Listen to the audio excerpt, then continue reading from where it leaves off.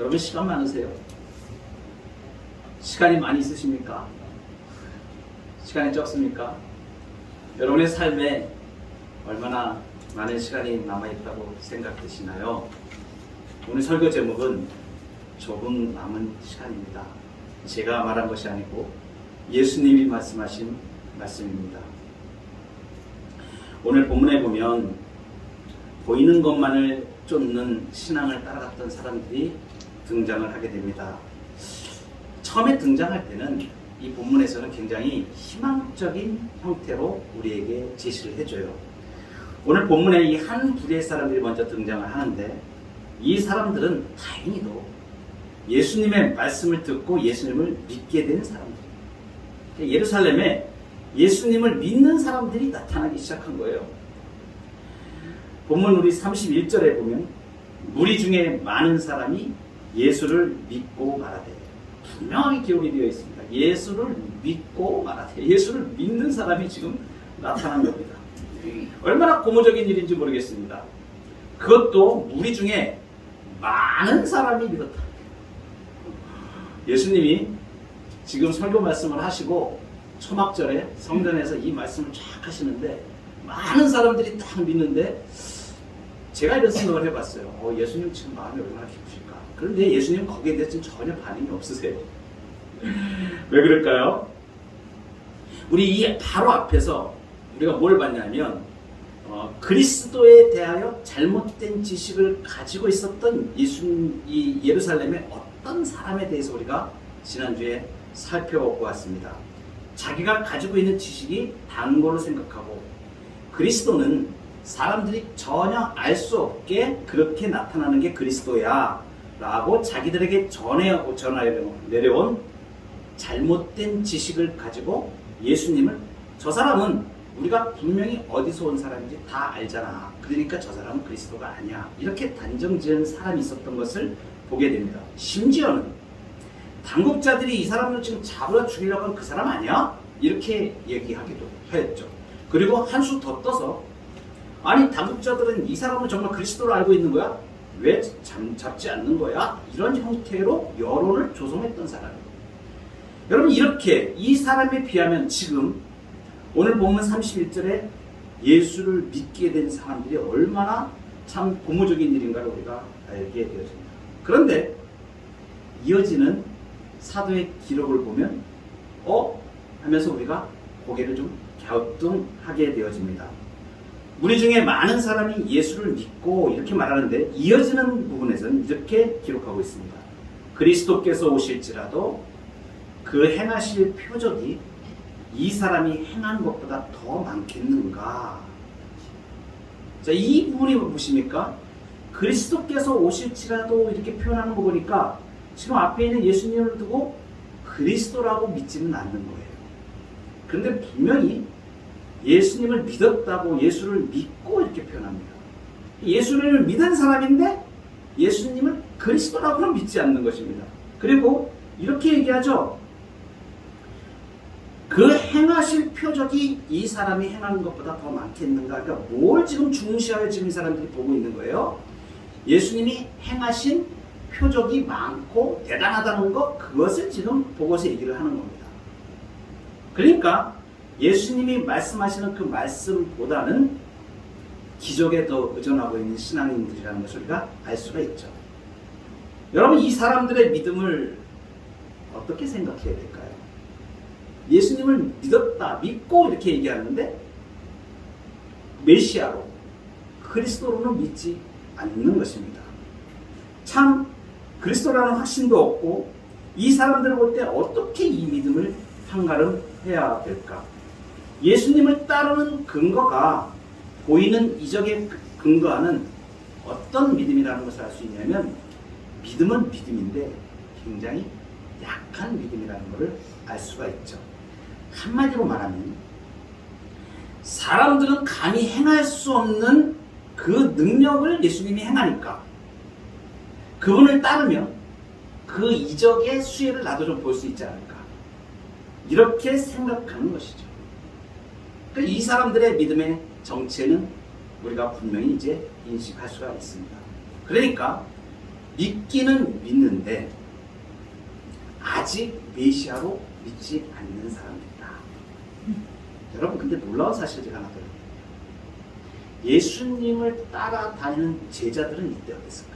제자들은 예수님을 그리스도로 메시아로 믿었는가? 그렇지 않습니다. 예수님이 이 땅에 오셔서 지금 제자들을 택하시고 그들에게 믿음을 이렇게 주시기 시작하십니다. 그러면 이 사람들이 예수님의 말씀을 듣고 아, 이분이 그리스도인가? 이렇게 생각하기도 하고, 제자 중에 어떤 사람은 정치적인 메시아로 아, 이제 새 땅을 이루셔서 이 정치적으로 이제 혁명을 일으키든지 새로운 정부를 구성하시든지 이렇게 해서 나가실 메시아, 당시에 유대인들이 생각했던 메시아 개념은 지금 우리가 생각하는 것처럼, 그리스도를 생각하는 것처럼 우리의 모든 죄를 구속하실 그러한 구세주로 그 사람들은 생각하지 않았던 것이죠. 그러니까 여러분들이 성경을 읽으실 때, 복음서를 읽으시든지 요한복음을 쭉 읽어나가시든지 나가시다가 생각하실 게 뭐냐면 이 사람들의 믿음이 아직 완성된 믿음이 아닙니다. 언제 이 사람들의 믿음이 확인되어지냐면 예수님이 십자가에 죽으시고 부활하시고 성령을 보내십니다.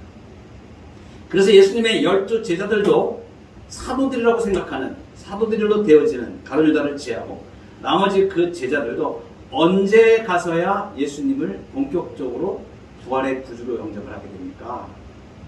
한참 후에 가서 예수님이 특별히 예수님이 부활하시고 나서 알게 되죠. 그러니까 여러분, 우리가 지금 이 사람들의 믿음을 한번 보세요. 예수님을 믿었다 이러는데 이 믿음에 문제가 있는 것이죠. 여러분, 이런 믿음의 상태가 이 본문에 나오는데 과연 그러면 이 사람들의 믿음이 당시에 있었던 이 사람들에게 해당되는 것인가? 오늘날 우리는 우리의 믿음도 이러한 부분이 있지 않는가라는 것을 우리가 생각해 보아야 됩니다. 오늘날 우리가 믿음 생활을 하는데도 마치 이 사람들처럼 눈에 보이는 현상만 보고 신앙생활하는 사람들이 많이 있다는 사실입니다. 특별히 어떤 것이냐면 예수님을 잘 믿고 열심히 신앙생활 한다고 하는데도 그가 본질적으로 마음속에 가지고 있는 신앙이 자기가 생각하는 어떤 필요, 내가 원하는 것을 종교생활을 하면, 신앙생활을 하면 그것이 얻어질까라고 생각하는, 눈에 보이는 것을 따라서 가는 신앙이 바로 이런 신앙인 거죠. 나타나는 현상만 보고. 여러분, 우리 한국 교회에 이런 일들이 많이 있어 왔습니다. 심지어 어떻게 형통하게 되어지는가, 여기에 관심을 가져서 교회에 오면 잘 된다, 예수님 믿으면 뭐든지 잘 된다, 이래가지고 삼박자 축복이라는 것을 만들어내는 사람도 있습니다. 여의도에 큰 교회 하시는 분이셨죠. 여러분, 이렇게 우리가 알지도 못하는 사이에 우리는 변질된 신앙, 또는 그게 신앙이 아니라고 얘기할 수는 없습니다. 지금 이 성경에 오늘 나온 것처럼 예수님을 믿었다라고 했습니다. 그러나 고개를 갸우뚱하게 만드는 그러한 신앙의 형태를 조성하고 가져왔던 많은 모습이 우리 중에도 있다는 사실입니다. 이런 신앙의 문제가 무엇일까요? 이런 신앙은 나타나는 신앙을 추구하고 복을 추구하기 때문에, 소위 말하는 기복신앙이 되어지기 때문에, 이것은 내가 바라는 그것이 이루어지지 않을 때는 믿음 자체에서 떨어져 나가게 됩니다. 그러니까 흔들리는 믿음인 거죠. 그러니까 교회에 오시면서 신앙생활 하시면서 나는 유일한 목적이 내 삶에 어떤 질적인 변화가 일어나고 행복한 일들이 일어나고 이렇게 조건을 가지고 바라보는 순간에 우리는 흔들리는 신앙 가운데 들어가고 있다는 사실을 아셔야 됩니다. 나타나는 것만 중시하는 것, 보이는 것을 따라가고 나타나는 현상만 보는 사람들이죠. 누가복음 16장에 보면 재밌는 얘기가 하나 나옵니다. 부자와 거지 나사로라는 얘기입니다. 성경을 조금 아시는 분들은 이 말씀을 많이 들으셨을 것입니다. 한 부자가 있었죠. 그 집 앞에 아주 가난한, 먹을 것이 없는, 몸도 헐어서 이제 막 병이 들고 막 이런 거지 나사로가 그 집 문 앞에 있었죠. 두 사람이 다 죽었습니다. 죽었는데 거지 나사로는 이제 천사들에게 받들려서 아브라함의 품에 안겼고, 부자는 지옥에 떨어지게 되었습니다. 부자가 딱 보니까 저기 멀리 아브라함 품에 있는 거지 나사로가 보입니다. 그래서 너무 자기가 있는 이 상태가 너무 괴롭고 갈증이 나고 이러니까 거기 나사로를 좀 보내서 그 물 한 방울 나게 찍어서 나에게 좀 주십시오, 이렇게 원하기도 하죠. 근데 여기 큰 구렁이 있어서 건너갈 수도 없고 할 수도 없고 할 수도 없다. 이러니까 이 부자가 한 가지 요청을 합니다. 나사로를 내 아버지 집에 보내주십시오. 거기 내 형제 5이 있는데 나사로가 좀 가서 천국과 지옥이 있다는 것을 좀 증언하게 해가지고 그 내 형제들이 이 고통받는 곳에 오지 않게 좀 해주십시오. 이렇게 요청하죠. 그럴 때 아브라함이 대답하는 말이 이것입니다. 그들에게 모세와 선지자들이 있으니 그들에게 들을지니라. 부자가 아닙니다, 그렇지 않습니다. 만일 죽은 자 가운데서 그들에게 가는 자가 있으면 이 사람들이 들을 것입니다. 그랬더니 아브라함이 얘기합니다. 모세와 선지자들에게 듣지 아니하면 비록 죽은 자 가운데서 살아난 자가 있을지라도 권함을 받지 않는다. 여러분, 이것은 무엇을 말합니까? 지금 이 부자는 지옥에 있으면서도 지금 무슨 생각을 하고 있는가요? 이적을 보면 바뀔 수 있다는 신앙을 가지고 있는 것이죠. 말씀보다는 눈앞에서 보여지는 무언가 있으면 변화될 수 있습니다. 바뀔 수 있습니다. 이렇게 이적 의존적인 신앙을 가지고 있는데, 딱 부러지게 아브라함이 답변하는 것은 무엇입니까? 모세와 선지자들에게 듣지 아니하면 죽은 사람이 가서 얘기해도 듣지 않아요. 그러니까 눈에 보이는 현상이 없이는 도무지 믿으려고 하지 않는 이 어리석은 부자의 모습을 우리가 보게 됩니다. 보이는 것만을 쫓는 신앙은 그래서 흔들리는 신앙입니다. 뿌리가 없기 때문에 그 보이는 것이, 기대했던 것이 눈에 보이지 않을 때 믿음을 배반하게 되고 떨어져 나가는 신앙인 것입니다. 그래서 예수님이 지금 이 상태에서 예수님을 믿고 따르는 사람들이 나왔는데, 이 사람들에 대하여 어떤 반응을 보이시냐면, 아, 니들 나를 따라오려고 그러는구나. 잘했어. 잘 결정했어. 지금부터 불행 끝 행복 시작이야. 이렇게 말씀 안 하셨습니다. 아무 답변 안 하시고 다른 말씀을 하세요. 오늘 말씀의 키포인트는 예수님이 하신 말씀에 있습니다. 그것은 아주 중대한 것을 몇 가지를 말씀을 했었는데, 그 중에 하나는 뭐냐면, 예수님은 하나님이 보내신 그의 유일하신 아들이시라는 것입니다. 오늘 우리 33절에 보시면, 자 보세요. 이 예수를 믿는다고 하는 태도를 보인 이 사람들에 대하여 하시는 말씀. 그리고 이들을 잡으려고 해요. 예수님을 잡으려고 하는 바리새인과 대제사장들이 같이 있었습니다. 거기에서 지금 예수님이 이 상황에서 지금 말씀하시는 내용입니다. 33절. 예수께서 이르시되 내가 너희와 조금 더 있다가 나를 보내신 이에게로 돌아가겠노라. 여기서 먼저 우리가 주목해야 될 것이 무엇이냐면, 나를 보내신 이라는 것입니다. 나를 보내신 이, 예수님이 말씀하신 나를 보내신 이가 누구실까요? 하나님이시죠. 여러분, 놀랍게도 요한복음에만 나를 보내신 이라고 이렇게 딱 표현한 구절이 16번이 나옵니다. 그리고 이와 유사하게 나를 보내신 아버지 이렇게 표현한 것도 5번이 나옵니다. 여러분, 요한복음을 읽으실 때 깜짝깜짝 놀라실 일인데 이걸 기억해 놓으십시오. 전체 어느 성경보다 아버지를 표현하는 요한복음에 130회 정도 나옵니다. 놀랍죠? 그렇게 아버지를 많이 예수님을 통하여 지금 나타내시는 성경이 요한복음. 무엇을 말하는 걸까요? 예수님이 지금 계속해서 아버지와의 관계를 말씀하시는 것은 아주 중대한 점이 뭐냐면 이 앞에서도 말씀하셨습니다. 나를 보내신 이, 그러니까 하나님이 보내셨다는 것입니다. 하나님이 보내신 아들입니다. 하나님이 아들을 보내셨다. 그런데 같은 요한복음에서 계속 강조하고 있는 것은 뭐냐면 하나님이 보내신 아들인데 하나가 더 없습니다. 수식어로. 유일한 아들. 유일한 아들 그러면 다른 표현으로 하면 독생자입니다. 하나님의 독생자인 뜻입니다. 그래서 요한복음 1장 14절에 우리가 앞에서 쭉 봤지만 말씀이 육신이 되어 우리 가운데 거하심에 우리가 그의 영광을 보니 아버지의 독생자의 영광.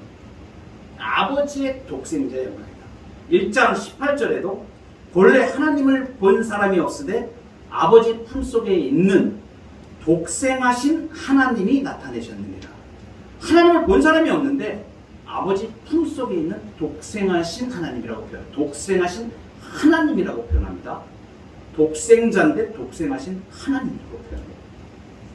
우리가 잘 아는 요한복음 3장 16절에 하나님이 세상을 이처럼 사랑하사 독생자를 주셨습니다.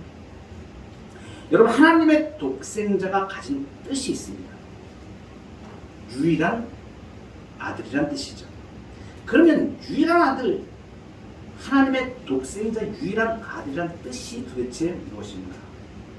이것은 모든 역사를 통틀어서 영원부터 영원까지 하나님의 아들은 둘도 아니고 딱 한 분이라니. 딱 한 분입니다. 여러분, 그런데 그 딱 하나뿐인 아들을 선택한 사람들을 죄에서 구원하시기 위하여 하늘 보좌를 버리시고 이 땅에 보내신 거예요. 여러분, 인간의 구원에 대하여 독생자라, 하나님의 독생자라, 유일하신 아들이라는 것은 우리 모두의 구원, 우리 인간의 구원에 대하여 완전히 유일하다는 것을 말합니다.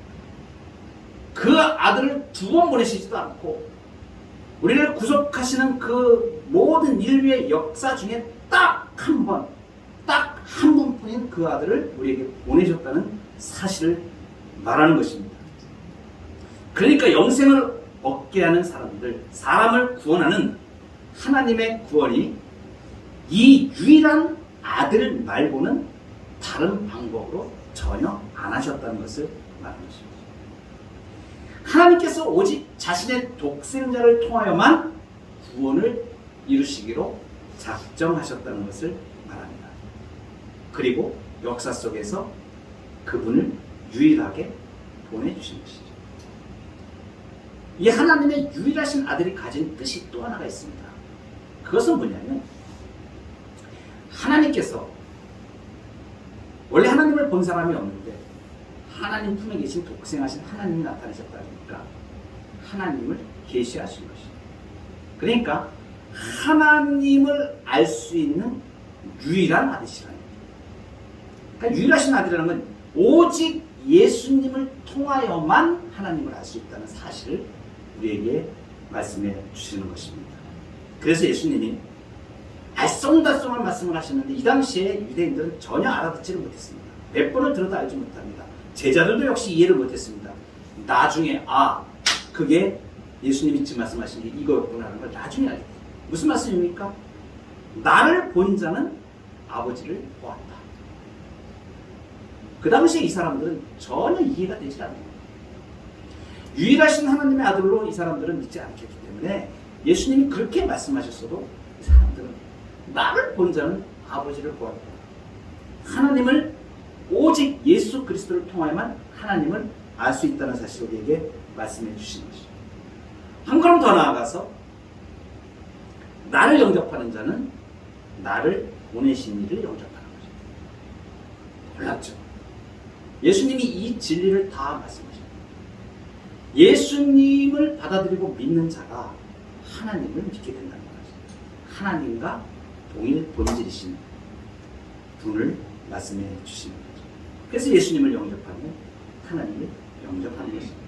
그래서 지금 예수님이 이렇게 예수님을 믿겠다고 나오는 사람들, 고개를 가요뚱하게 아직 메시아 그리스도로 알지 못하는 이 사람들을 향하여서 지금 예수님이 말씀하시는 나를 보내신 이라고 계속 강조하여 말씀하시는 부분은 내가 그리스도다, 내가 메시아다, 내가 하나님의 유일하신 아들이다 라는 것을 지금 계속 말씀하고 계십니다.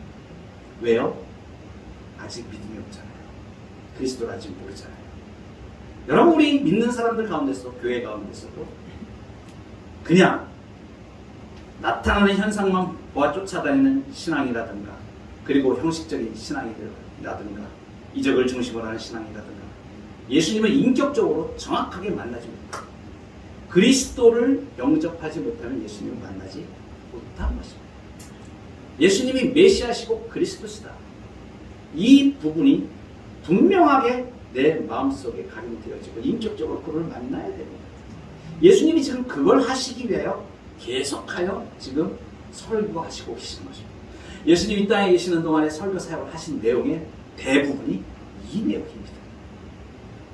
오늘 역시 마찬가지로 교회에서 예수님이 그리스도이심을 우리가 선포하며 이분을 바로 알고 이 예수님을 만날 때에 구원의 생명을 누리는 복음을 전하고 있는 이것이 복음입니다. 마지막으로 바른 신앙은 예수님의 십자가 죽음과 부활을 믿는 신앙입니다. 주목하십시오.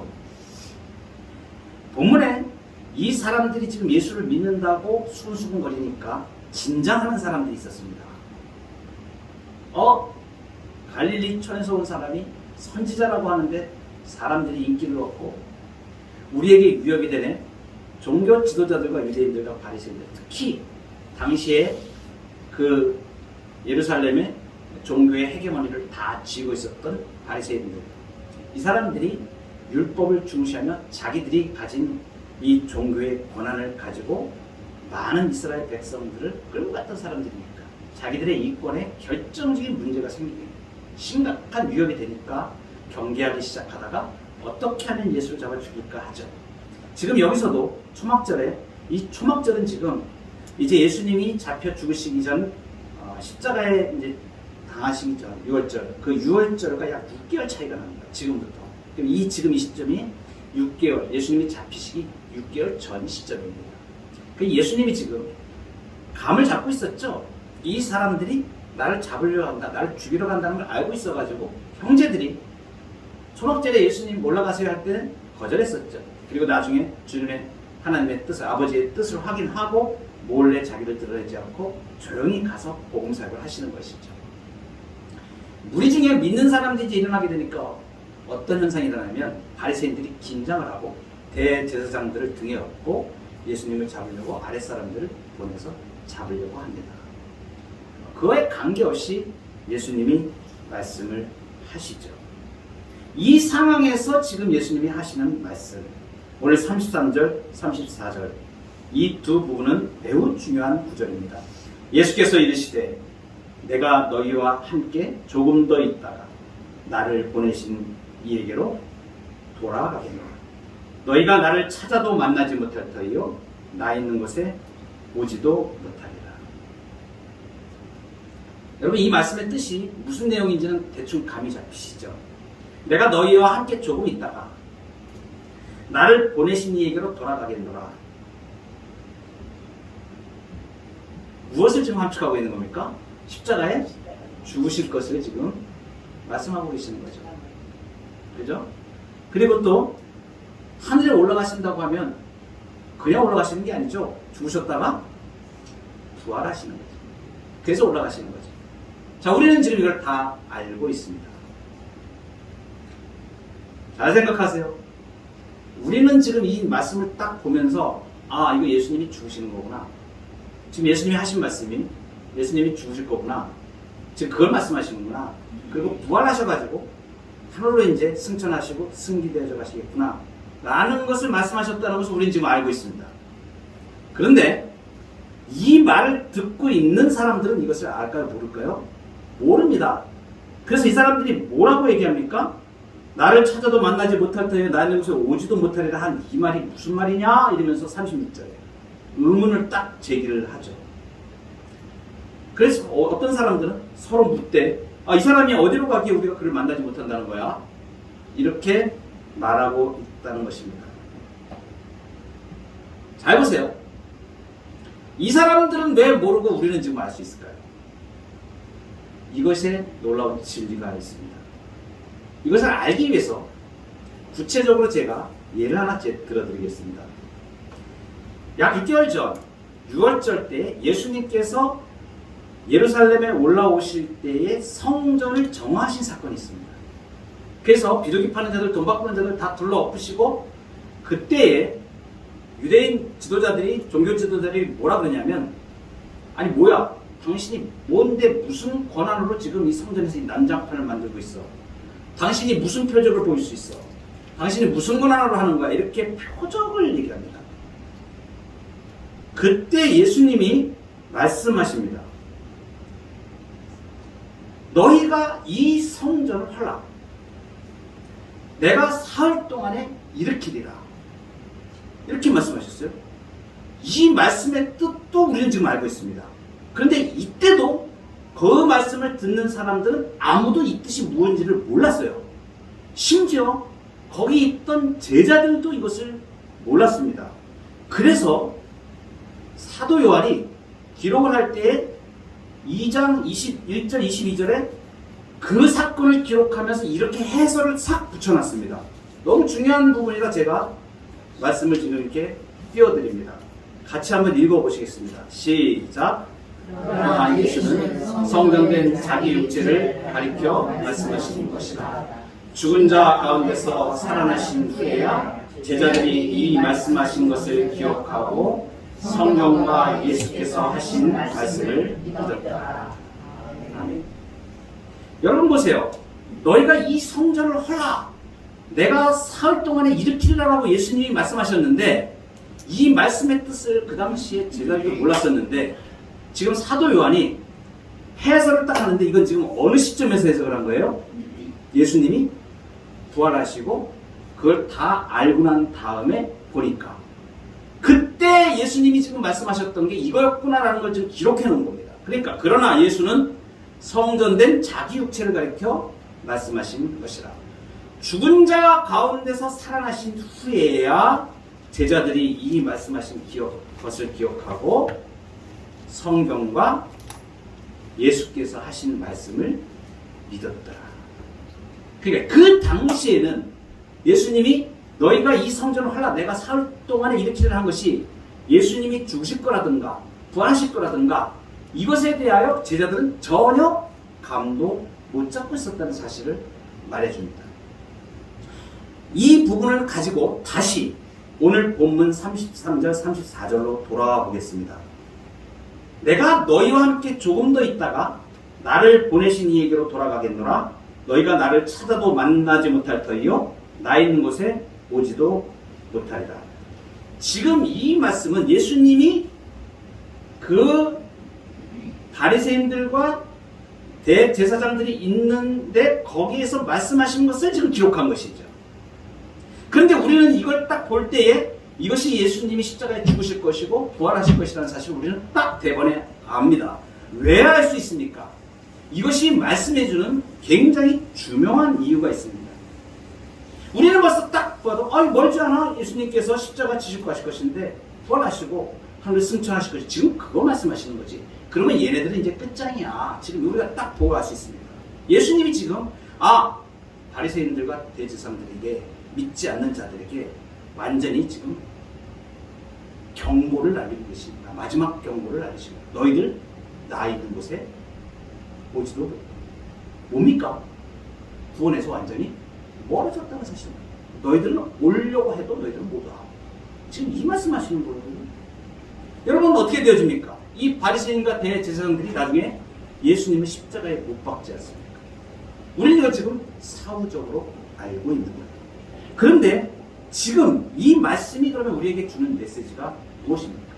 사도 요한이 이 말을 지금 해설을 따로 하지 않고 그냥 바리새인과 대제사장들이 예수님이 나를 만나지도 못하는 곳으로 간다 그러는데 이게 무슨 뜻이야?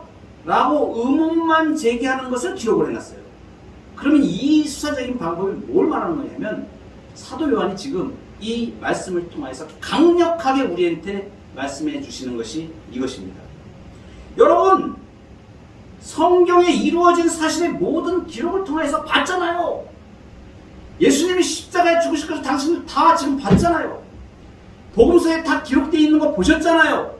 지금 이 말을 저에게 지금 하고 있는 것입니다. 그리고 예수님이 지금 십자가에 죽으시고 사흘 만에 부활하셔서 우리의 구주가 되시고 모든 사망 권세를 이기시고 그 예수를 믿는 자들의 다 구원하신다고 하신 그 생명을 주시는 것을 여러분 지금 다 알고 있잖아요. 그런데도 예수님을 그리스도로 안 믿으실 겁니까? 지금 이 말씀입니다. 강력하게 지금 이 사도 요한이 우리에게 던지는 말입니다. 이렇게 증거들이 다 있는데 믿지 않고 지옥불로 떨어지는 바리새인과 대제사장들처럼 그 길을 가시겠습니까? 지금 이렇게 지금 사도 요한에게 말씀하십니다. 여러분, 아까 우리가 그 부자와 거지 나사로를 봤습니다. 죽은 자가 살아서 와서 이야기한다고 해도 너무나 명명백백한 그 증거들, 예수님이 십자가에 죽으신 이 사건과 부활하신 이 놀라운 진리들을 죽은 자가 살아난다고 하더라도 이 명백한 증거를 믿지 않는다면 그것은 도무지 있을 수 없는 일이다라는 것을 지금 사도 요한이 강력하게 지금 이 말씀을 통하여 우리에게 주시는 말씀입니다. 바리새인과 대제사장들에게 마지막 경고를 내리죠. 이렇게 얘기합니다. 조금 더 있다가 조금 남은 시간, 예수님은 지금 마지막 긍휼의 마음으로 이 바리새인들과 대제사장들을 향하여 제발 회개해라 이렇게 말씀합니다. 이제 시간이 없다. 6개월 지나면 너희들은 끝나. 그러니까 여러분, 하나님의 은혜의 날이 영원토록 있는 게 아니라는 사실. 예수님을 믿을 수 있는 시간이 우리에게 주야장창 있지 않다는 사실입니다.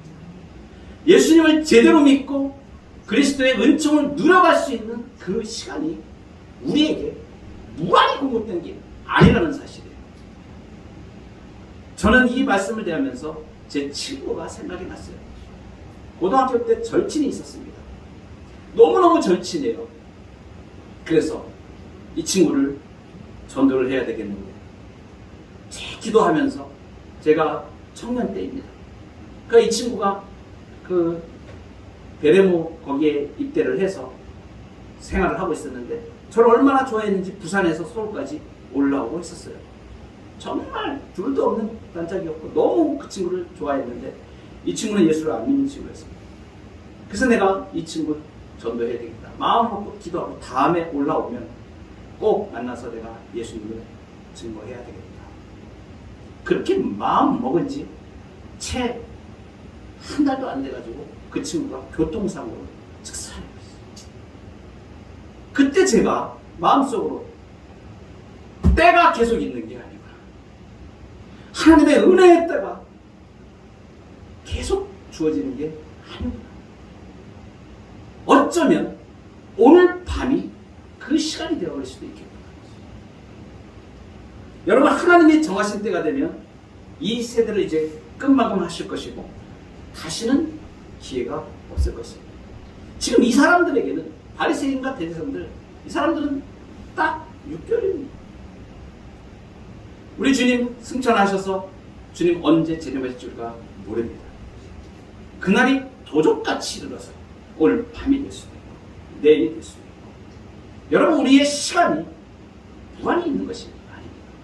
예수님을 더 잘 믿고 싶어도 믿을 수 없는 시간이 다가오고 있다는 사실을 기억하시기 바랍니다.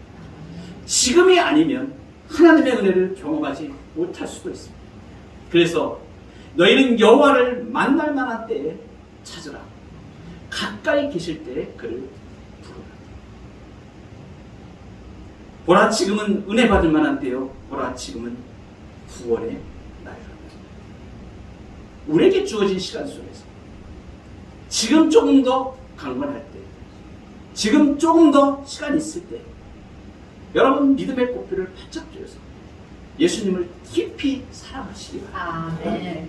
하고 싶어도 못할 때가 있을 수 있습니다. 조금밖에 남지 않은 시간일 수 있습니다. 이 말씀 속에서 오늘 우리에게 말씀하십니다. 너의 시간에 예수님을 사랑하는 데 올인해라. 이 말씀이 여러분과 저에게 복이 되기를 소망합니다.